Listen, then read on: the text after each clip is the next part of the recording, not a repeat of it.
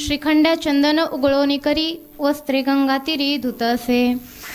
की भगवंताने 12 वर्ष कपडे धुण्याचं काम केलं, 12 वर्ष चंदन उगळायचं काम केलं, परत 12 वर्ष चोपदारकीचं काम केलं. अशा प्रकारे 36 वर्ष भगवंताने आमच्या एकनाथ महाराजांच्या घरी काम केलं. असा या एकनाथ महाराजांचा अधिकार आहे. आता एकनाथ महाराजांचा अधिकार तुम्हाला परत काही समजून सांगावं लागेल असं मला तरी वाटत नाही. कारण स्वतः ब्रह्मांडाचा चालक, जगाचा नियता असणारा भगवान पंढरीश पांडुरंग त्यांच्या घरी जर का काम करायला येत असेल तर मग त्यांचा अधिकार बघा किती आहे. अशा त्या नाथबाबांचा अभंग सेवेसाठी निवडला आहे. ते नाथबाबा अभंगाद्वारे देवाला आवडणारा प्रकार सांगत आहेत. परंतु त्या आवड निवड ही प्रत्येकाची वेगवेगळ्या प्रकारची आहे. संसारामध्ये प्रत्येकाची आवड वेगळी आहे ना, ती तुम्हाला काही वेगळं सांगावं लागणार नाही. प्रत्येकाला माहीत आहे संसाराची आवड किती वेगळी आहे. ते माहीत असेल ना तुम्हाला. स्वयंपाक करताना दररोज वेगवेगळ्या प्रकारच्या भाज्या करताना प्रत्येकाची आवड निवड वेगळी असते. एकच लग्नाचा मंडप असतो, परंतु त्या लग्नाच्या मंडपामध्ये देखील प्रत्येकाची आवड वेगळी असते. सुभाषितकार सुंदर प्रकारे वर्णन करतात. कन्यावर येती रूपम माता वित्तम पिता श्रोतम बांधवा कुलमिच्छन्ति मिष्ट अन्न वितरे जनः. की जी लग्नामध्ये असणारी जी मुलगी असते, असणारी वधू, तिची आवड असते की आपला होणारा नवरा मुलगा देखणा असावा, सुंदर असावा, गोरा असावा, रूपवान असावा. अशी कोणाची आवड असते? नवऱ्या मुलीची. नवऱ्या मुलीच्या आईची आवड काय असते? काय होती तुमची आवड मुलीचं लग्न होताना? कसं बघत होता तुम्ही घर? खूप सारी धन संपत्ती असावी असं तुम्हाला वाटतं. परंतु आमच्या पुरुषांची आवड अशी असते, म्हणजेच नवरीच्या वडिलांची आवड अशी असते की मुलाकडे धन संपत्ती नसली तरीही चालेल, परंतु स्वाभिमानी असावा, ही असते यांची आवड. भाऊकी मंडळीची आवड काय असते बरं? आता भाऊकीचं जरा तुम्हाला जास्त माहीत असेल. भाऊकी मंडळीची आवड काय असते? दामू काकाची ज्या ज्या गावामध्ये मुलगी दिली आहे त्या गावामध्ये आपले तर काही सोयरे नाहीत, हे लक्ष कोण देतं? भाऊकी मंडळी. आणि वराडी मंडळी काय करतात?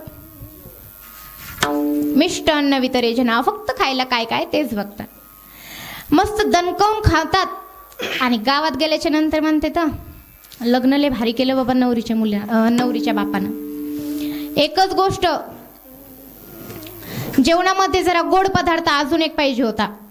खाऊन येते, टामटूम करून येते तर इकडे येऊन असं बोलतात. असं असणाऱ्या लग्न मंडपामध्ये प्रत्येक जणाची आवड निवड ही वेगवेगळ्या प्रकारची असते. तसंच या कीर्तनामध्ये देखील प्रत्येकाची आवड वेगवेगळी आहे. वैदिका वर्णमिच्छन्ति अर्थमिच्छन्ति पंडिताः गायका स्वरमिच्छन्ति टाळ घोळ वितरे जनः. की जे वैदिक लोक असतात ते बघतात की मुलीचा वर्ग कोणता आहे, महाराजांची कास्ट कोणती आहे, हे कोण बघतं? असणारे वैदिक लोक. पंडित लोक काय बघतात? मुलीचा अभ्यास, महाराजाचा अभ्यास किती झालाय. त्याच्यानंतर गायनाचारी काय बघतात? हो, स्वर बघतात. त्याच्यानंतर असणारे मृदुंगाचारी काय बघतात? ताल. श्रोते मंडळी काय बरं बघतात?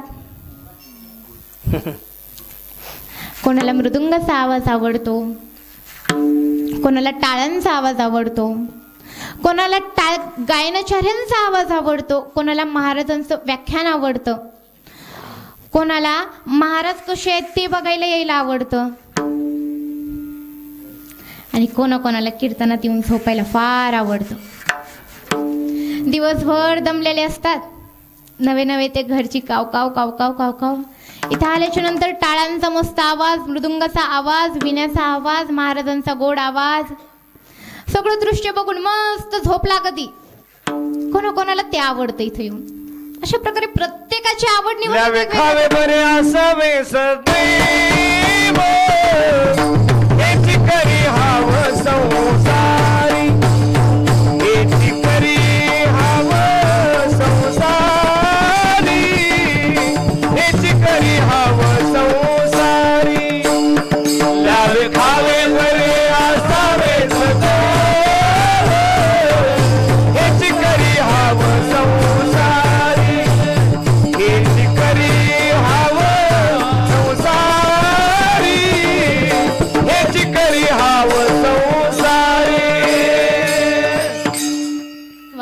सुंदर प्रमाण दिलं. एकदा त्यांच्यासाठी टाळ्या वाजवा.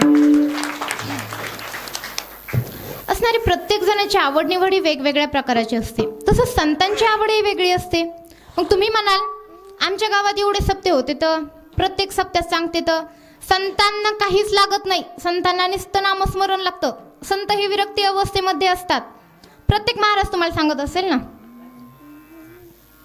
प्रत्येक महाराज तुम्हाला सांगत असतो संत हे विरक्ती अवस्थेमध्ये असतात. त्यांना काही एक लागत नाही. त्यांना संसारामध्ये आहेत हे सुद्धा त्यांना कळत नाही. मग त्या संतांना कसली आली हो आवड? आहे ना आवडे पंढरी भीमा पांडुरंग, आवडे पंढरी भीमा पांडुरंग, पंढरी भीमा पांडुरंग, आवडे पंढरी भीमा पांडुरंग, चंद्रभागा चंद्रभागा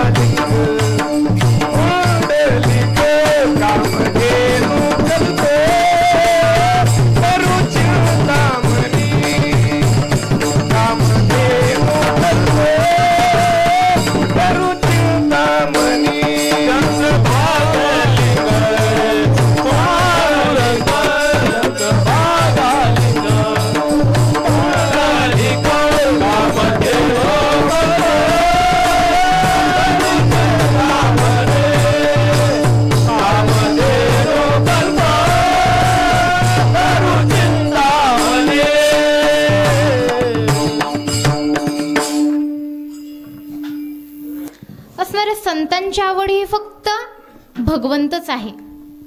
तुकाराम महाराजांची आवड होती माझ्या मनीची आवडी पंढरपुराने गुडी. ज्ञानेश्वर माऊलीची माझ्या जीवीची माझ्या मनीची आवडी पंढरपुराने गुडी, पांडुरंगी मन रमले गोविंदाचे गुण वेधिले. ही झाली आमच्या तुकोबरायांची आवड. तशीच जनाबाईंची आवड होती. जनाबाईंची काय आवड होती हो? त्या दळण दळत असताना काय म्हणत होत्या? सुंदर माझे जाते गे फिरते बहुतो गे ओव्या गाऊ गाऊ गे तोय रे बा विठला, ओव्या गाऊ गाऊ गे तोय रे बा विठला. सुंदर माझे जाते गे फिरते बहुतो गे ओव्या गाऊ गाऊ गे तोय रे बा विठला, ओव्या गाऊ गाऊ गे तोय रे बा विठला. शिवानी तातारा फिरतो फिरला, ओव्या गाऊ भरताला तुझे रे बा. हे दिवसू दोन्ही खुंटे गे प्रपंचाच्या नेते गे, लावून पाची बोटे गे तू ये रे बा विठला, लावून पाची बोटे गे तू ये रे बा विठला.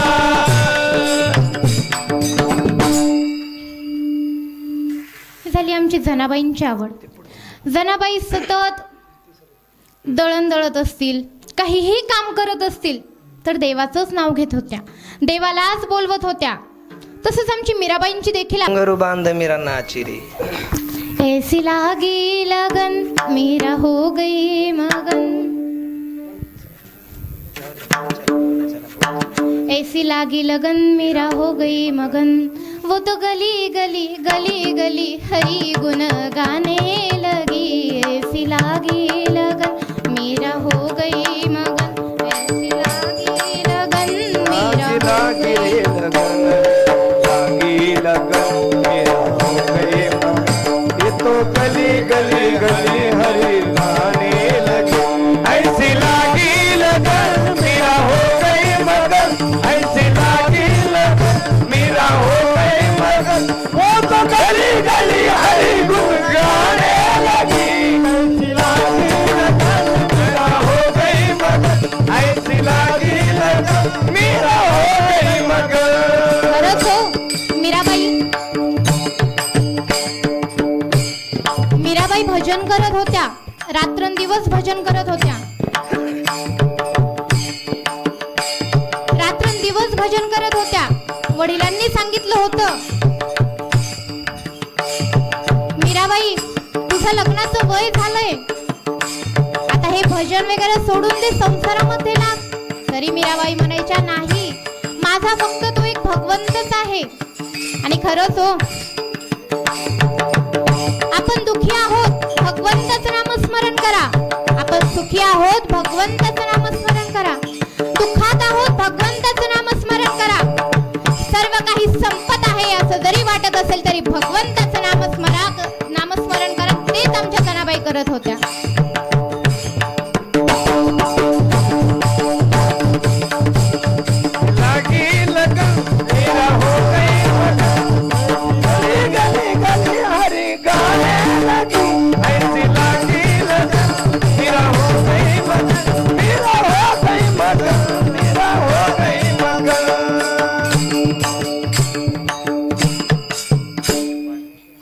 मीराबाईंची आवड होती, त्या रात्रंदिवस भगवंताचं नामस्मरण करायच्या.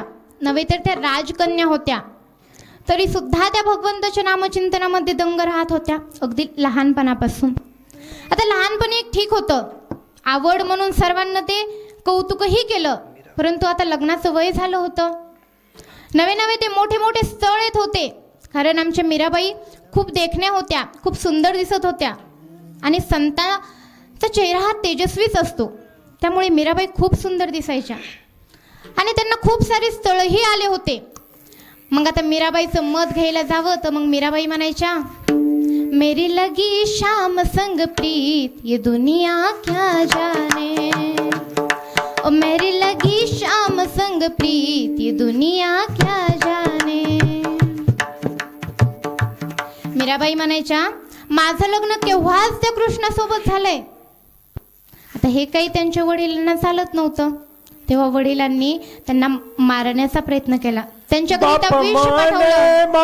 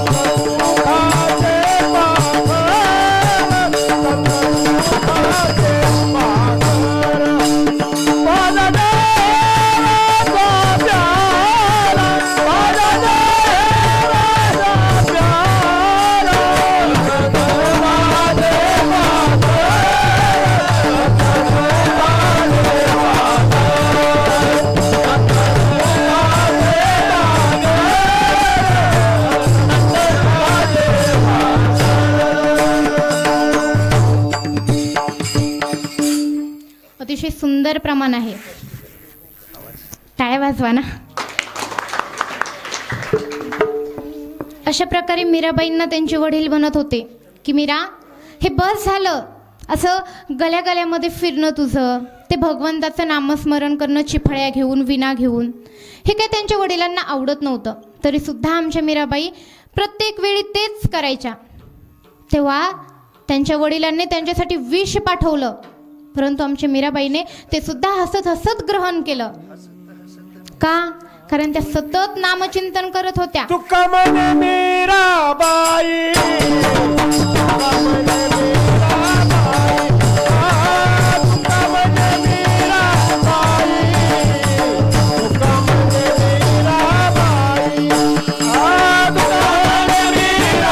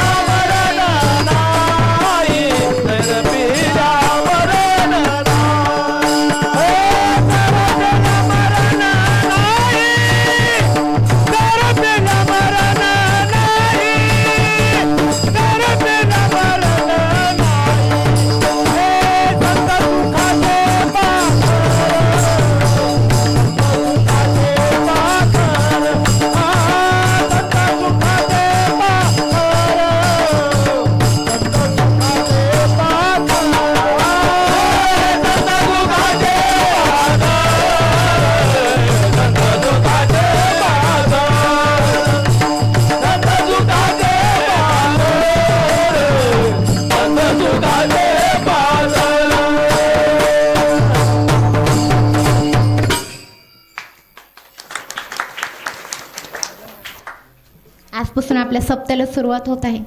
माझं काम आहे तुम्हाला पत्रवाळी वाढून देणं, त्याच्यावर मीठ टाकणं.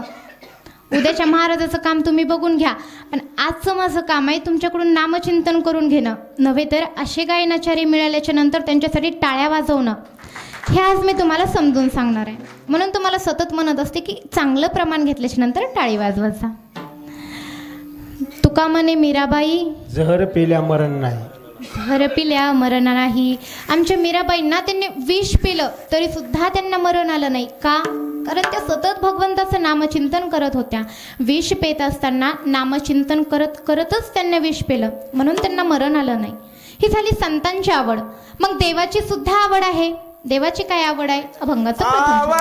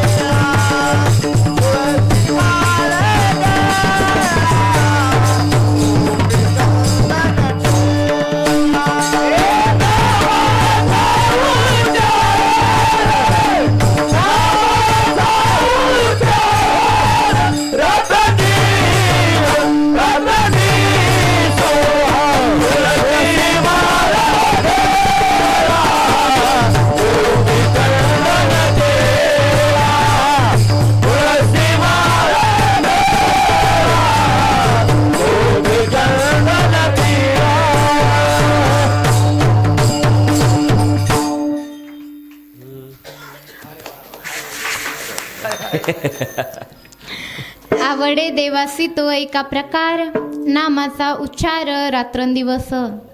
भगवंताला सतत नामचिंतन करणारा भक्त आवडतो. सतत नामचिंतन करणारा भक्त आवडतो. मग तुम्ही म्हणाल आम्ही नामचिंतन करत नाही तर तू यापुढे उगाच बसलो का ग बाई? तसं नाही, आपणही नामचिंतन करतो ना. पण कधी करतो? आपण दुःखात असल्यावर. आपल्या मुलाला त्याची तब्येत बरोबर नसेल, ताप येत असेल सारखं, तर भगवंताला जाऊन काय म्हणतो? देवा तुला नारळ फोडते बाबा, माझ्या मुलाची ताप राहते. एखाद्याला साप दिसत असतील सारखे सारखे, महादेवाच्या मंदिरात जाऊन म्हणतात महादेवा दुधाचा अभिषेक घालते रे, नारळ फोडते, माझ्या मला साप दिसायचे राहू दे.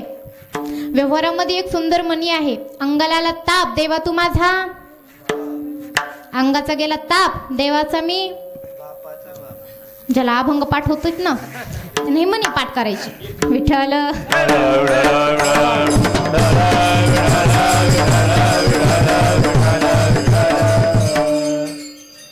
विठ्ठल विठ्ठल भजन म्हणल्याच्या नंतर प्रत्येक जणांनी म्हणत जा, तोंड हलवलेले दाखवा मला. आणि आपले असणारे संस्थेतील मुलं त्यांना वाटत असेल आजचा पहिला दिवस आहे, कुठं आजच उड्या मारून घ्यायच्या. आजचा आपल्या भगवंताच्या नामचिंतनाचा दिवस आहे. आपल्या पंढरीश पांडुरंगाचं आपण आज नामचिंतन करणार आहोत. त्याच्यासाठी तुम्हालाही उड्या माराव्याच लागतील. असो, अशा प्रकारे भगवंताला नामचिंतन करणारा भक्त आवडतो, पण सतत नामचिंतन करणारा आवडतो. मी तुम्हाला अगोदरच सांगितलं आहे, आपण सुखात असतो तरीही भगवंताचं नामचिंतन करायचं. दुःखात असतो तरीही भगवंताचं नामचिंतन करायचं आणि भक्तिभावाने करायचं, अंतकरणातून करायचं. तुम्ही जर का अंतकरणातून भगवंताचं नामचिंतन केलं नाही ना तर तुम्हाला काहीच फळ मिळत नाही. मग तुम्ही म्हणाल आतापर्यंत आम्ही भगवंताचं नामचिंतन करत होतो, इथं कीर्तनात बसले बसले महाराजांनी बळच म्हणलं मन मन तर म्हणत होतो, तर आता ते का काय वाया गेलं, काय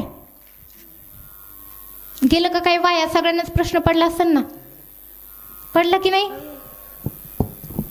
दूर बसलात पण चांगला ऐकायलात बरं. प्रश्न पडतो आपल्याला. तर तुळशीला घातलेलं पाणी, गाईला चारलेला घास, मंदिरात दिलेली देणगी, सप्ताहात केलेली मदत, आई वडिलांची केलेली सेवा, पंढरपूरची केलेली वारी आणि कीर्तनात वाजवलेली टाळी कधीच वाया जात नाही. नाम घेता वाया गेला, नाम घेता वाया गेला, नाम घेता वाया गेला, वाया गेला, नाम घेता वाया गेला. हे ऐसा कोणी ऐकिला, ऐसा कोणी ऐकिला, सांगा विनवितो तुम्हासी, सांगा विनवितो तुम्हासी. कोणी ऐकिला, ऐसा कोणी ऐकिला,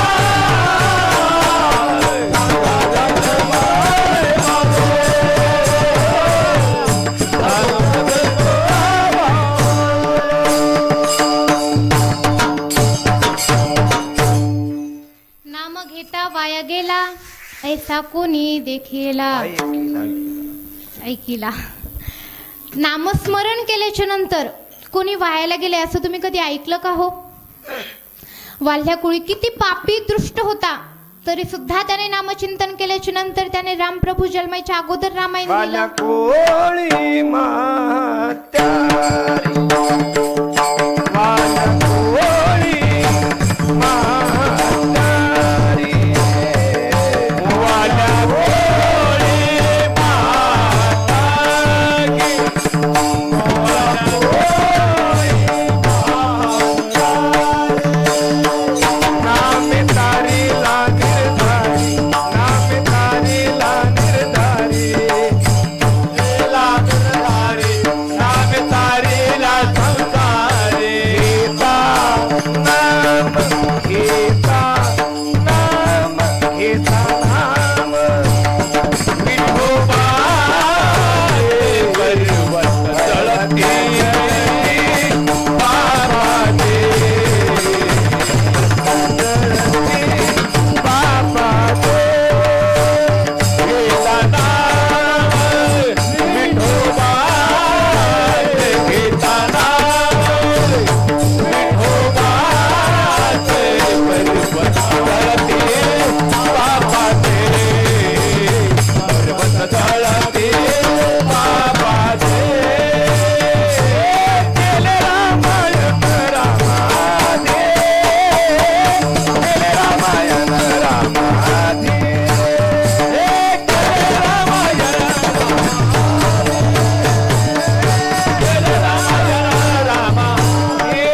ओल्या वाल्मिकाची करीन, याची केले रामायण रामाधे, केले रामायण रामाधे, केले रामायण रामाधे, केले रामायण रामाधे.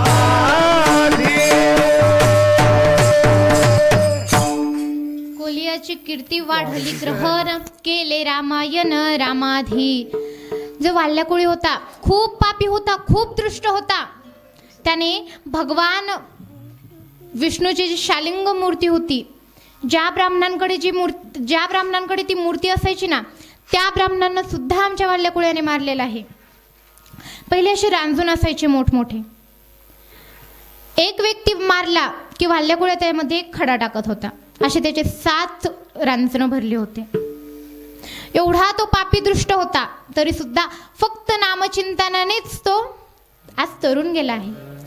त्याने रामप्रभू जन्माच्या अगोदरच रामायण लिहिलं आणि रामप्रभू सुद्धा म्हणतात की जसं वाल्याकुळ्याने रामायण लिहिलं आहे तसंच मी पुढे वागणार. केले रामायण बोलिला वाल्मिक तैसे करी परतुनी दाविन नामा म्हणे. वाल्याकुळ्याने जसं रामायण लिहिलं तसंच आमचे रामप्रभू वागले. हे कशाचं महत्व आहे? नामचिंतनाचं. तुम्ही म्हणाल आम्ही अगोदर खूप पाप केलेले, नवे ते खूप पाप केले. दारू, आपल्या इथे असणारे आमचे माऊली महाराज ते दारू मुक्ती व्यसन हे सुद्धा चालवतात. नव्हे तर सर्वच जे तुमचे धूम्रपान असेल, नवे ते जे तुमचे व्यसनं असतात ते सोडवण्याचं काम आमचे माऊली महाराज करतात. खरंच हो, काय हो तुम्हाला हे गुटखा तंबाखू हे खाऊन काय मिळतं तुम्हाला? एकदा तुमच्या घरच्यांचा विचार करत जा ना. जी तुमची मुलगी असते, आपला वडील काहीतरी खात आहेत, त्याचा तिला वास येत असेल, तिला काय वाटत असेल मनात, हे तुम्ही कधी विचार केलाय का? खातं काही तर बरंच जण इथली नाही कोणीच खात नाही ना. नाही, आपले महाराज इथंच आहेत. असं काही कधी होणार नाही आणि होऊही नाही आणि ते होऊही देणार नाहीत. कसं त्यांना वाटत असेल एकदा विचार करा. एखाद्या व्यक्ती दारू पिऊन घरी जातो, मुलगी वयाची आहे, 18 वर्षाची आहे, बाप घरी दारू पिऊन आल्याच्या नंतर तिच्या मनाला काय वाटत असेल हे कधी विचार केलाय का तुम्ही? बाहेर बसलेले केला का कधी विचार? तुम्ही तर नाहीत ना बाहेर बसलेले एखादे, नाहीतर यायचं माझ्याकडे तुकडा आमचा दारूचा विषय काढला म्हणून. नाही ना. तुमच्या आसपासचे कोणी असतील पेणारे, तुमच्या घराजवळचे असतील, प्रत्येक जण तंबाखू असेल, गुटखा असेल, काही नाही तर काही व्यसन करतातच. नका हो करू, काही उपयोग नाही त्याचा. त्याच्यावरचं तुम्ही काहीतरी पोषक तुमच्या जीवनाला खा ना. तुमची येणारी ती 10 रुपयाची असते बहुतेक पुढे, हो ना? कितीची असती हो? कितीची असती माहित नाही, तुम्ही खात नाहीत, घेत नाहीत. नाही जी असेल 10-5 रुपयाची तीच तुम्ही एखाद्या वेळेस जमा केल्याच्या नंतर काहीतरी तुमच्या संसाराला हातभार लागेलच ना. एकदा ती सोडून बघा, खूप काही आयुष्यात मिळतं. आपले महाराज तुम्हाला पदोपदी हे सांगतच असतील, त्यामुळे मला जास्त काही सांगायची गरज नाही. पण एवढंच म्हणायचंय व्यसन करणाऱ्यांना, तुम्ही म्हणाला आम्ही खाऊन खातोच काय ताई, सुपारी सारखी ती. आता मी बघते ना, दुसरे खात असताना मला दिसते ना, सुपारी सारखी असते, काय होतं त्यात? चांगलं नाही होते, घरच्यांना वाईट वाटतं. बरं, एखादा जण अगोदर काही नॉनव्हेज वगैरे खात असेल, नंतर मग तो विचार करतो की आता मी अगोदर एवढं पाप केलंय, आता पुण्य करायला निघलो, पण गळ्यात माळ घालू की नको? अहो, जे वाल्याकुळे पापी दृष्ट होता त्याने सुद्धा माळ घातली, त्याने सुद्धा भगवंताचं चिंतन केलं. वाल्मिक किंकर वंदे केला, वंदे केला, वाल्मिक किंकर वंदे केला, वंदे केला, वाल्मिक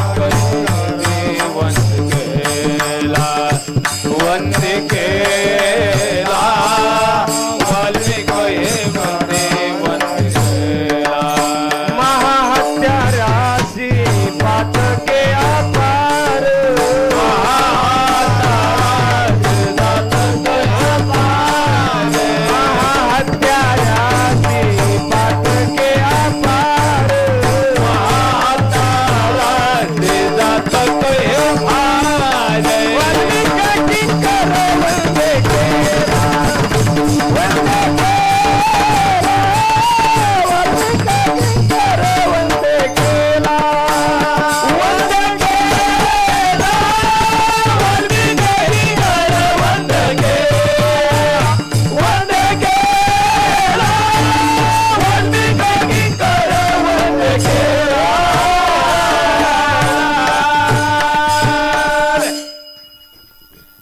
सुंदर.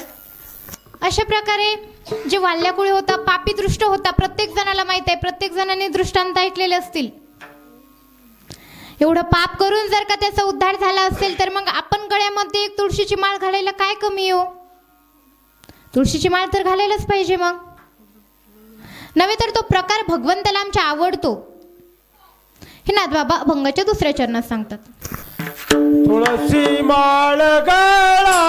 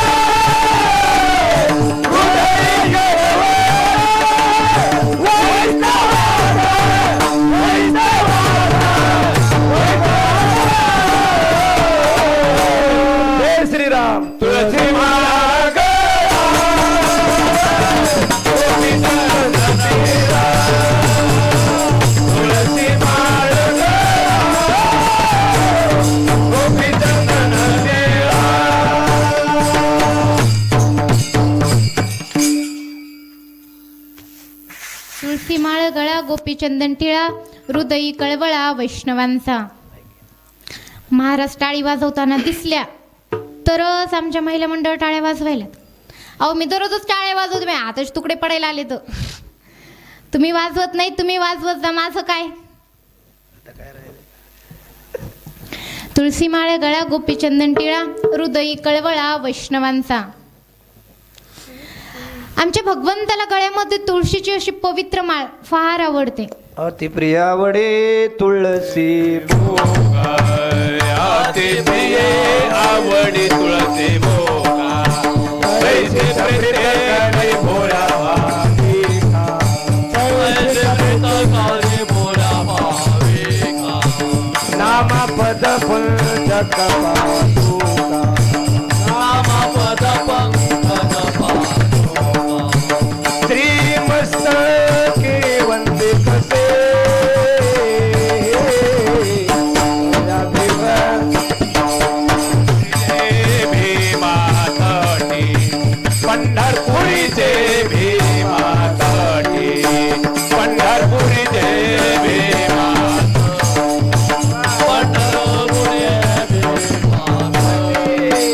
अति प्रिय आवडी तुझी मुका, पैसे प्रेते करी भोळा भाविका,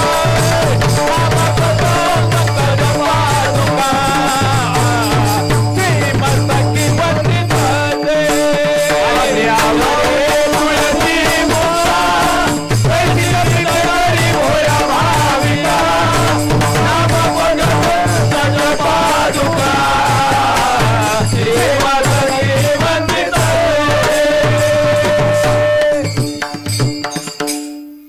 अति आवडे तुळसी बुका, रेसी प्रीती भोळ्या भाविका.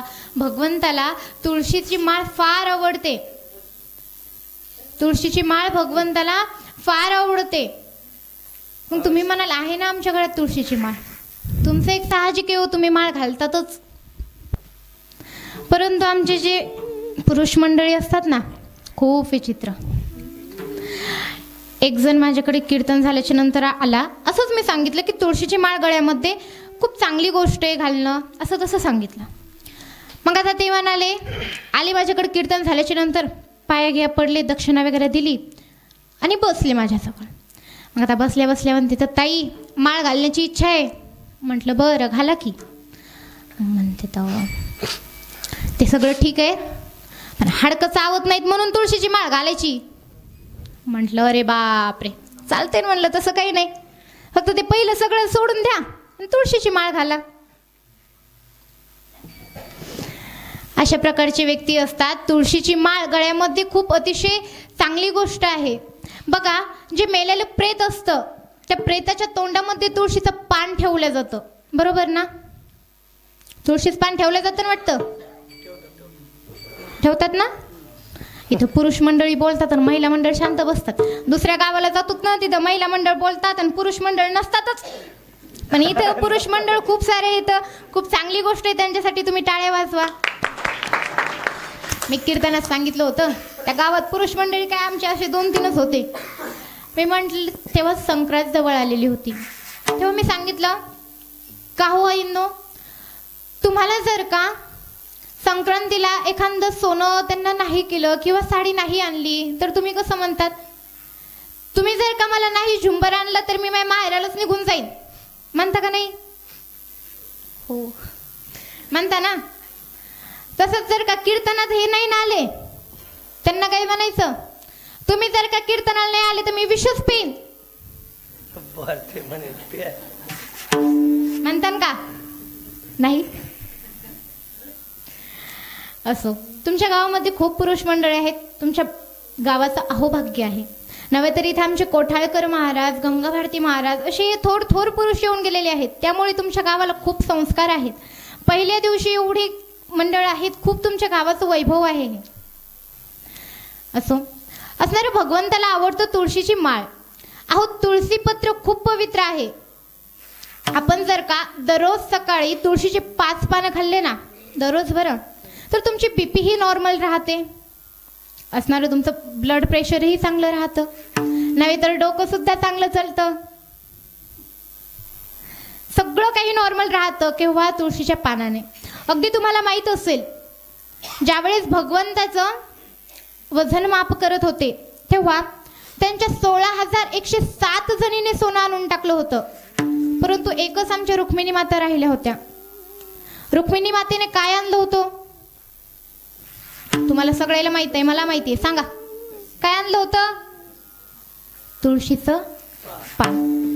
आणि लगेच भगवंताचं माप झालं ना. तुळशी पात्र पारड्या ठेविता माधव झाला बरोबरीचा, उठा की चला.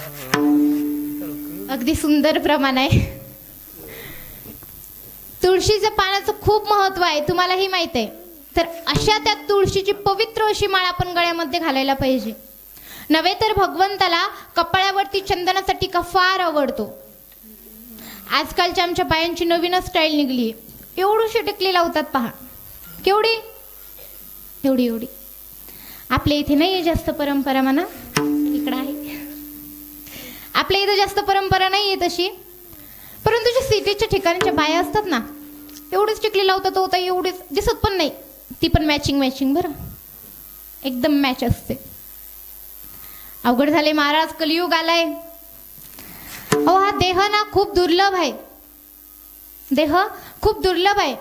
अमोल काया जाईल वाया, शिशी फुटेन फटकन ही काचाची. नर देह दुर्लभ गाना,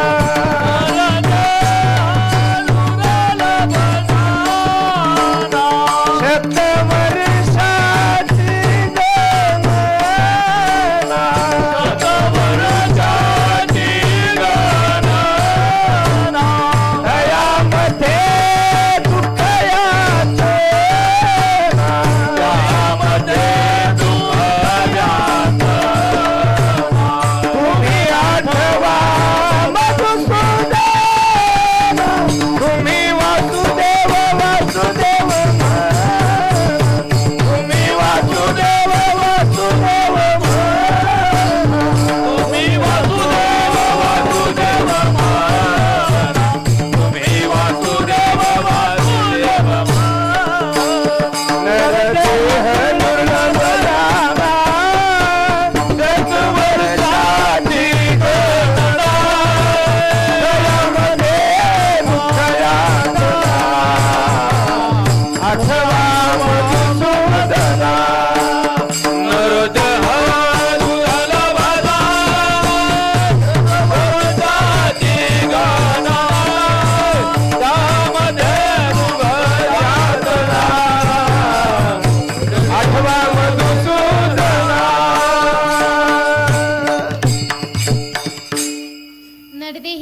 गर्भजाना 7 वर्षाची गणना, त्यामध्ये दुःख यातना तुम्ही वासुदेव वासुदेव म्हणा.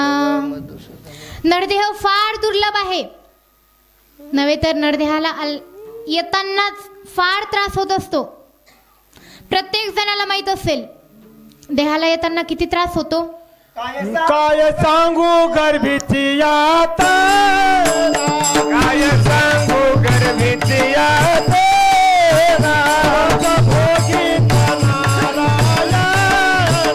मद भोगिता नारायण,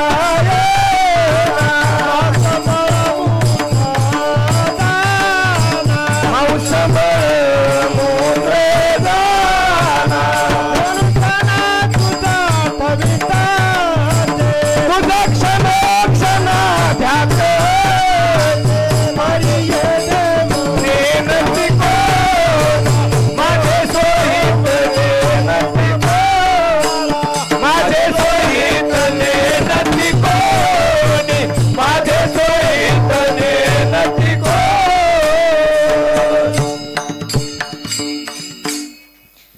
सांगू गर्भीची यातना, मज भोगिता नारायणा. त्या गर्भाच्या यातना काय सांगाव्या तुम्हाला. प्रत्येक जणाला माहिती आहे आपण जन्माला येत असताना आईच्या गर्भामध्ये असताना आपल्याला किती त्रास असतो. नव्हे तर विज्ञानामध्ये देखील प्रत्येक जणाला माहित असेल की किती त्रास असतो या आईच्या गर्भामध्ये. फार त्रास असतो. त्या गर्भामध्ये आपण असताना गर्भी असता दिला दंड, वरती पाय खाली दोन, वरती पाय खाली दोन, वरती पाय खाली दोन. गर्भी असता दिला दंड, वरती पाय खाली दोन, वरती पाय खाली दोन, वरती पाय खाली दोन.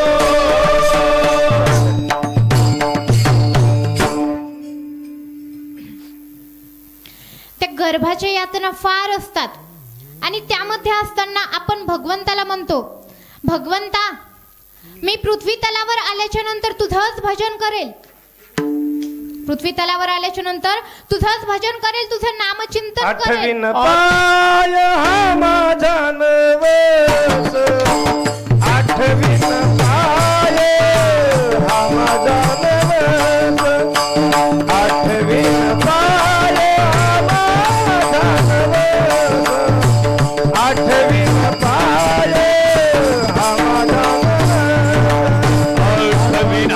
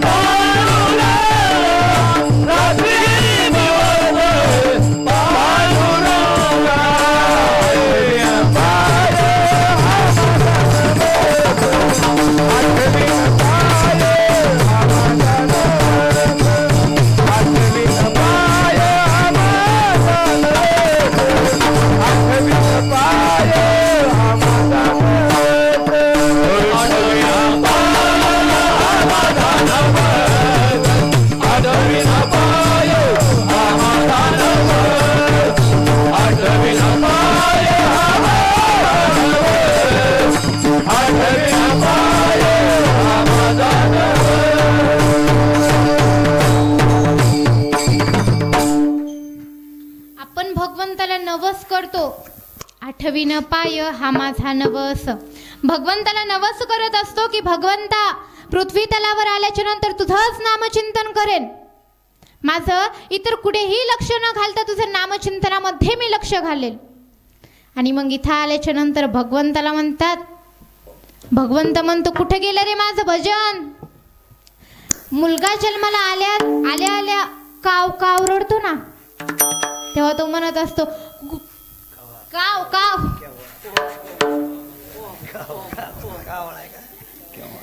केव्हा केव्हा जे रडणं असून ते आजपर्यंत मी काय कधी बघितलेलं नाही.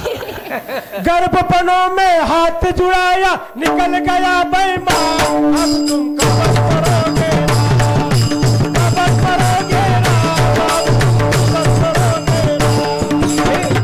राम अब तुम कब करोगे राम कब करोगे राम अब तुम कब करोगे राम. अब कब तो बोलेगे राम. कधी भगवंताचं नामस्मरण करणार आहात म्हणतो तेव्हा तो छोटा मुलगा म्हणत असतो कोणता भगवंत मला नाही माहिती. असंच मग जीवनभर त्या भगवंताला आपण टाळत जातो आणि शेवटी आपला मृत्यू येतो तरी सुद्धा भगवंताचं नामचिंतन आपण करत नाही. वास्तविक आपल्याला हा जो देह मिळालेला आहे ना तो भगवंताच्या नामचिंतनाकरिताच मिळाला आहे. देवे दिला देह भजना गोमटा. भगवंताने हा देह आपल्याला फक्त नामचिंतनाकरिताच दिला आहे.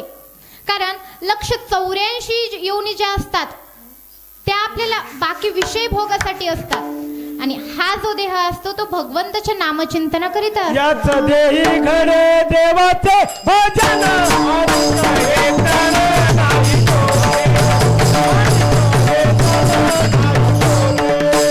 याच देही घडे देवाचे भजन आणि तो नाही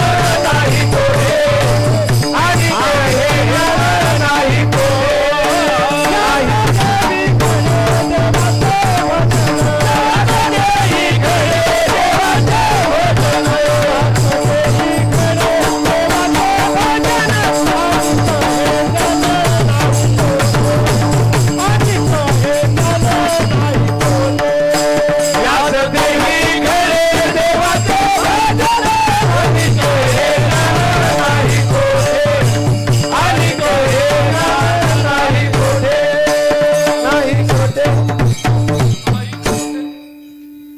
देही घडे देवाचे भजन आणि हे ज्ञान नाही कोठे. याच देहामध्ये हे ज्ञान आहे. बाकीच्या देहाला प्रत्येक गोष्टी आहेत. नरदेह निधान लागल हाती उत्तम सारे उत्तम गती देवाची होईना मनतीत होती करावे. नरदेह निधान लागल हाती उत्तम सारे उत्तम गती देवाची होईना मनतीत होती.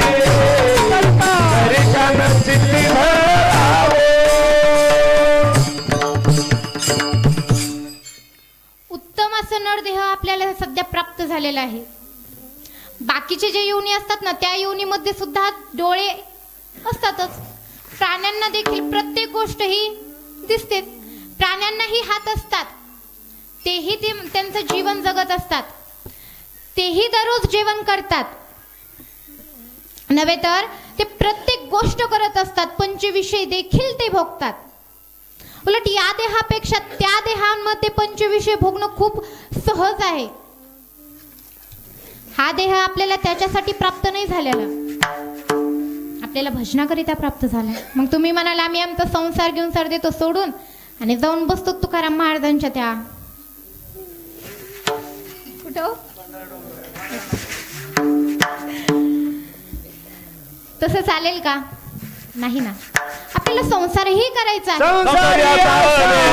कोणी नसावे भजन करावे वेळोवेळा भजन करावे वेळोवेळा. संसारी असावे कोणी नसावे भजन करावे वेळोवेळा भजन करावे.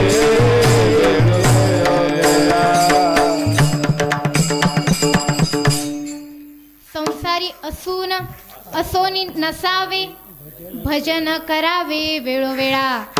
संसारामध्ये राहून भजन करायचंय म्हणजे कसं, भोगही नको आणि त्यागही नको. बायकोचा भोगही नको आणि त्यागही नको, मुलाबाळांचा भोगही नको आणि त्यागही नको. असं राहून आपण भगवंताचं नामचिंतन करायचं. आपल्या माऊली महाराजांसारखंच त्यांच्याकडे मुलगी आहे, मुलगा आहे, नव्हे तर पत्नी देखील आहे, नव्हे तर त्यांच्याकडे छोटे छोटे मुलं सुद्धा आहेत. त्यातला एक मुलगा अनाथ देखील आहे.